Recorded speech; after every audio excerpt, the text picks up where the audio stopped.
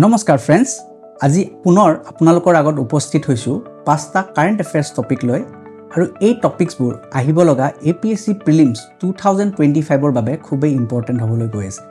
যদি আপোনালোকে এই ভিডিঅ'ছবোৰ চাই গৈ থাকে তেতিয়াহ'লে কাৰেণ্ট এফেয়াৰ্ছৰ ওপৰত যিকোনো কুৱেশ্যন আহিলে আপোনালোকে সুন্দৰকৈ কৰিব পাৰিব। গতিকে দেৰি নকৰি আৰম্ভ কৰিছোঁ আজিৰ ক্লাছটো। আজিৰ প্ৰথম টপিক হৈছে আমাৰ limit on the election expenditure. মানে আমাৰ যেতিয়া ইলেকশ্যন কণ্ডাক্ট কৰা হয় তেতিয়া আমাৰ পলিটিকেল পাৰ্টিজ বা কেণ্ডিডেটছবোৰে বহুতো টকা খৰচ কৰে আৰু এই টকাবোৰ যাতে বেছিকৈ খৰচ নকৰে সেইকাৰণে ইলেকশ্যন কমিশ্যন অফ ইণ্ডিয়াই তাৰ ওপৰত পিৰিয়ডিক ৰিভিজন কৰি থাকে। মানে টাইমে টাইমে সেই পইচাটো এমাউণ্টটো চেঞ্জ কৰি থাকে যাতে আমাৰ যিটো এক্সেছিভ স্পেণ্ডিং কৰা হয় তাক যাতে ৰখাব পাৰে আৰু যাতে এটা লেভেল প্লেইং ফিল্ড দিব পাৰে টু ইচ কেণ্ডিডেট। মানে কিছুমান কেণ্ডিডেটে হয়তো বহুতো টকা খৰচ কৰিব পাৰে কিন্তু কিছুমান কেণ্ডিডেটে হয়তো নোৱাৰিব পাৰে। যাতে সকলো কেণ্ডিডেটে এটা ইকুৱেল চান্স পায় সেইটোৰ কাৰণে এটা লিমিট ছেট কৰা হয়। এই যিটো লিমিট, এই লিমিটটো পলিটিকেল পাৰ্টিজৰ ওপৰত নহয়। পলিটিকেল পাৰ্টিজে আনলিমিটেড পইচা খৰচ কৰিব পাৰে কিন্তু এই লিমিটটো ছেট কৰা হয় ইণ্ডিভিজুৱেল কেণ্ডিডেটৰ ওপৰত। যদি আমি চাবলৈ যাওঁ তেতিয়াহ'লে আমাৰ লোকসভা ইলেকশ্যনৰ ক্ষেত্ৰত যিবোৰ লাৰ্জাৰ ষ্টেট থাকে সেইটো ইলেকশ্যনত 95 lakhs পাৰ কেণ্ডিডেট লিমিট ছেট কৰা হয় আৰু যিবোৰ আমাৰ স্মলাৰ ষ্টেট আছে সেইবোৰৰ ক্ষেত্ৰত 75 lakhs পাৰ কেণ্ডিডেট লিমিট ছেট কৰা হয়। আৰু আমাৰ যিবোৰ ষ্টেট লেজিসলেটিভ এছেম্বলি ইলেকশ্যনছ হয় সেইবোৰৰ ক্ষেত্ৰত লাৰ্জাৰ ষ্টেটত 40 lakhs পাৰ কেণ্ডিডেট আৰু স্মলাৰ ষ্টেটছৰ ক্ষেত্ৰত 28 lakhs পাৰ কেণ্ডিডেট লিমিট ছেট কৰা হৈছে। আৰু এই টপিকটো এইকাৰণে নিউজত আছিলে কাৰণ এটা concept state funding of election, মানে যিখিনি পইচা খৰচ হয় সেইখিনি যদি গভৰ্ণমেণ্টে কৰে তেতিয়াহ'লে এই স্পেণ্ডিংখিনিক মনিটৰ কৰিব পৰা যাব আৰু যিবোৰ মেল প্ৰেক্টিছ হয় ইলেকশ্যনৰ সময়ত তাক ৰুট কৰিব পৰা যাব। এই কনচেপ্টটো প্ৰথম ইন্দ্ৰজিৎ গুপ্তা কমিটি 1998ত উত্থাপন কৰিছিলে আৰু ইয়াক ছাপোৰ্ট কৰিছিলে বা ৰিকমেণ্ড কৰিছিলে আমাৰ ল কমিশ্যন ৰিপৰ্ট 1999। কিন্তু national commission to review the working of the constitution 2000 এই আইডিয়াটোক অপ'জ কৰিছিলে। কিন্তু এতিয়া বৰ্তমান আকৌ এই টপিকটো ডিছকাশ্যনত আছে। ঠিক আছে, এইখিনি আছিলে limit on the election expenditure. এইবাৰ আমি নেক্সট টপিকটোলৈ যাবলৈ ওলাইছোঁ। আমাৰ নেক্সট টপিক হৈছে দ্য US প্ৰেচিডেঞ্চিয়েল ইলেকশ্যন। আপোনালোকে হয়তো গম পায় যে কিছুদিন আগতে আমেৰিকাৰ ইলেকশ্যন হৈ গ'ল আৰু আমেৰিকাৰ ইলেকশ্যনটো অলপ আমাৰ ইণ্ডিয়াতকৈ অলপমান বেলেগ হয়, তেওঁলোকৰ কনচেপ্টটো বেলেগ। গতিকে সেইটোৰ বিষয়ে অলপমান আমি জানি লওঁ কাৰণ ইয়াৰ ওপৰত কুৱেশ্যন অহাৰ এটা চান্স আছে। আমাৰ যিটো আমেৰিকান কনষ্টিটিউশ্যন আছে তেওঁলোকে ইলেক্টৰেল কলেজ ছিষ্টেম এটা এষ্টাব্লিছ কৰিছিলে ফৰ ইলেকশ্যন ইন 1787। আৰু আমেৰিকাত আমাৰ দৰে ডাইৰেক্ট ইলেকশ্যনছ নহয়, তাতে ইনডাইৰেক্ট ইলেকশ্যনছ হয়। তাতে মানুহে ইলেক্টৰ্ছক ইলেক্ট কৰে আৰু এই ইলেক্টৰ্ছবিলাকে গৈ পেলাই প্ৰেচিডেণ্টক ইলেক্ট কৰে। যেনে আমাৰ ইণ্ডিয়াৰ ক্ষেত্ৰতো আমাৰ প্ৰেচিডেণ্ট ইলেকশ্যন হৈ গ'ল বা ভাইচ প্ৰেচিডেণ্ট আৰু আমাৰ ৰাজ্যসভা মেম্বাৰ্ছবিলাকৰ যে ইলেকশ্যন হয় ইনডাইৰেক্ট ইলেকশ্যন, ঠিক তেনেকৈ আমেৰিকাত প্ৰেচিডেণ্ট ইলেকশ্যনটো ইনডাইৰেক্ট ইলেকশ্যনছ হয়। এতিয়া আমেৰিকাত যিটো ইলেকশ্যন হয় সেইটো দুটা ফেজত হয়। এটাক কোৱা হয় প্ৰাইমেৰী ইলেকশ্যন, এটাক কোৱা হয় ককাছেছ।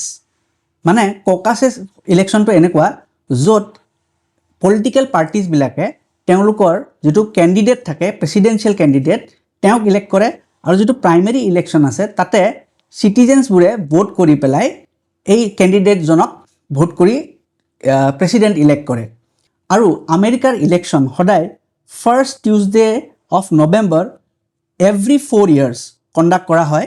মানে 4 বছৰৰ মূৰে মূৰে এভৰি ফাৰ্ষ্ট টিউজডে, নৱেম্বৰৰ যিটো ফাৰ্ষ্ট টিউজডে হয় সেইদিনাখন ইলেকশ্যন কণ্ডাক্ট কৰা হয়। আৰু তাতে যিটো ইলেক্টৰেল ছিষ্টেম আছে তাতে জিকিব হ'লে আউট অফ 538 ইলেক্টৰ্ছ 270 ভোটছ পাব লাগিব। মানে 270 ইলেক্টৰ্ছ ভোট পালেহে প্ৰেচিডেণ্টজন ইলেক্ট হ'ব পাৰে। আৰু এইবাৰ আপোনালোকে হয়তো গম পায় যে এইবাৰ প্ৰেচিডেণ্ট ইলেক্ট হৈছে আমাৰ ডনাল্ড ট্ৰাম্প।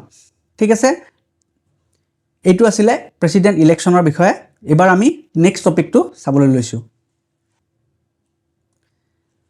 আমাৰ নেক্সট টপিক হৈছে ৰেয়াৰ ডিজিজেছ। আমাৰ কিছুমান ৰেয়াৰ ডিজিজেছ আছে যিবোৰক অৰফেন ডিজিজ বুলিও কোৱা হয় আৰু এইবোৰ ডিজিজক ৰেয়াৰ এই কাৰণে কোৱা হয় কাৰণ এইবোৰ আমাৰ পপুলেশ্যনৰ মানে less than 1 out of 1000 person হে হয়, মানে 1000জনৰ ভিতৰত ক'ৰবাত এজন মানুহৰে এই ডিজিজটো হয়। গতিকে এইটো এটা ভেৰি ৰেয়াৰ ডিজিজ। আৰু ইয়াৰ এক্সাম্পল যদি চাবলৈ যাওঁ যেনে চিকেল চেল এনিমিয়া, থেলেচিমিয়া, এটেক্সিয়া, এইবোৰ হৈ গ'ল কিছুমান ৰেয়াৰ ডিজিজেছ। আৰু এই ডিজিজবিলাকৰ বিষয়ে এতিয়ালৈকে মানে বেছি ৰিচাৰ্চ কৰিব পৰা নাই কাৰণ তাৰ বিষয়ে কি ফাণ্ডিং বহুত কম আৰু ট্ৰিটমেণ্ট অপশ্যনছ বহুত কম আছে। গতিকে এইবোৰ ডিজিজ যদি হয় এইবোৰ ফেটেল হৈ যায়।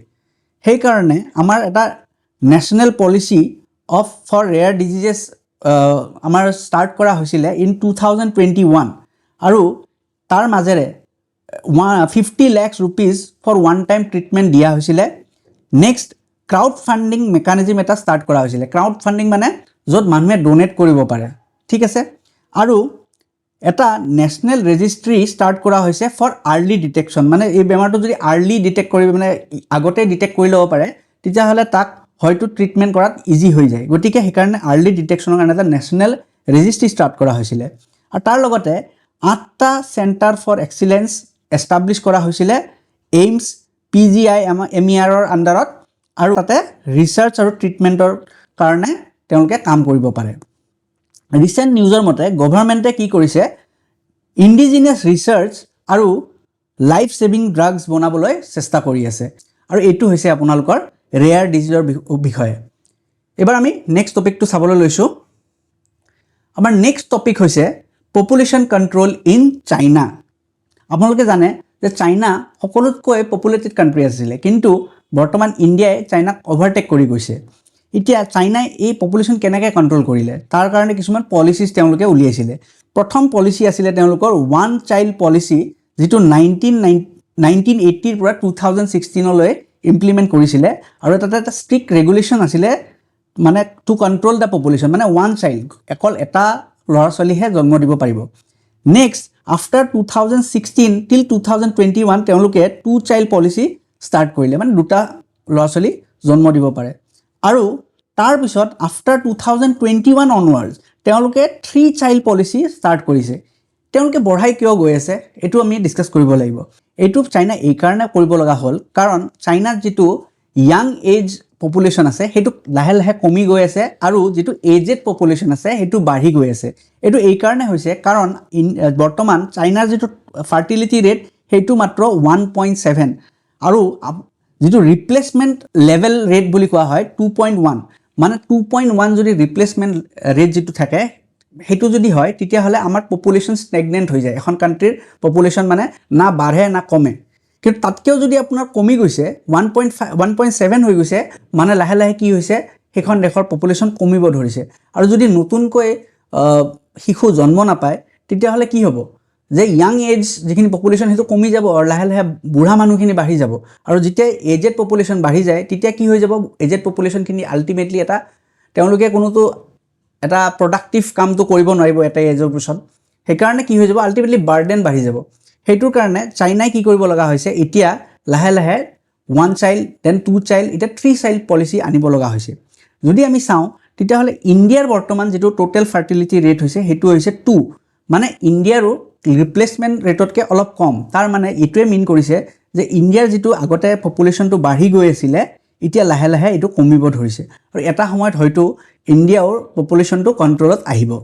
আৰু বৰ্তমান নিউজত এইকাৰণে আছিলে এই কথাটো কাৰণ চাইনিজ গভৰ্ণমেণ্টে মানে 3 চাইল্ড পলিচিৰ বাবে ইভেন ইনচেণ্টিভছ অফাৰ কৰিছে তাৰ পপুলেশ্যনবোৰক, ঠিক আছে। তো এইটো আছিলে পপুলেশ্যন কণ্ট্ৰল ইন চাইনা।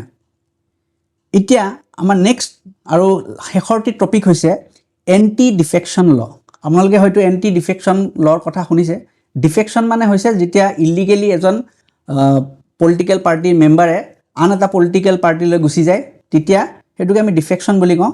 আৰু এই এণ্টি ডিফেকশ্যন মানে সেইটোক ৰুট কৰিবলৈ যিটো ল বনোৱা হৈছে সেইটোকে এণ্টি ডিফেকশ্যন ল বুলি কোৱা হয়। এই এণ্টি ডিফেকশ্যন ল ইনেক্ট কৰা হৈছিলে বাই 52nd এমেণ্ডমেণ্ট অফ 1985, ঠিক আছে।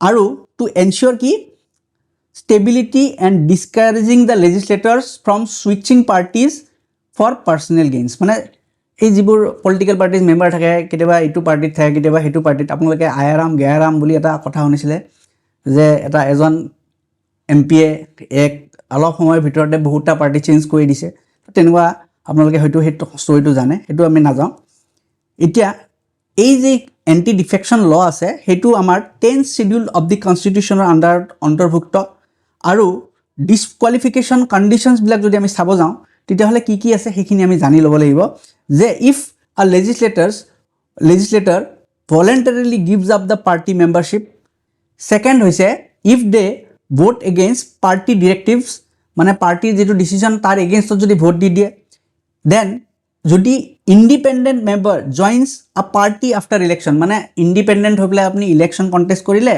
তাৰপিছত আপুনি কোনোবা এটা পাৰ্টি জইন কৰিলে আপুনি জিকি গ'ল তাৰপিছত আপুনি এটা পাৰ্টি জইন কৰিলে তেতিয়াও আপোনাৰ ডিছকুৱালিফিকেশ্যন হৈ যাব বা নমিনেটেড এজন মেম্বাৰ যদি এটা পাৰ্টি জইন কৰি লয় তেতিয়াও তেওঁৰ ডিছকুৱালিফিকেশ্যন হৈ যাব মানে আমাৰ কিছুমান প্ৰেচিডেণ্টে নমিনেট কৰিব পাৰে আৰু সেই নমিনেটেড যদি মেম্বাৰজনে এটা বেলেগ পলিটিকেল পাৰ্টি জইন কৰি লয় কেইদিনমান পিছত তেতিয়াহ'লে তেওঁক ডিছকুৱালিফাই কৰিব পৰা যায় এতিয়া ডিছকুৱালিফাই কোনে কোনে কৰিব পাৰে প্ৰথমটো হৈছে আমাৰ speaker of the Lok Sabha and legislative assembly যিজন স্পীকাৰ থাকে তেওঁ কৰিব পাৰে তাৰপিছত চেয়াৰমেন অফ দ্য ৰাজ্যসভা যদি মেম্বাৰজন ৰাজ্যসভাৰ হয় তেতিয়াহ'লে চেয়াৰমেন অফ দি ৰাজ্যসভাই কৰিব পাৰিব আৰু এই যিটো decision of disqualification it is subjected to judicial review মানে কোৰ্টত যাই পেলাই এপিল কৰিব পাৰে যিজনৰ ওপৰত এই একশ্যনটো লোৱা হয় তেওঁ গৈ পেলাই কোৰ্টত এপিল কৰিব পাৰে এতিয়া নিউজত এইকাৰণে আছিলে এই টপিকটো কাৰণ এটা ডিবেট ষ্টাৰ্ট হৈছিলে যে প্ৰিচাইডিং অফিচাৰক কিমান টাইম দিব লাগে যে আনলিমিটেড টাইম থাকে নেকি তেওঁ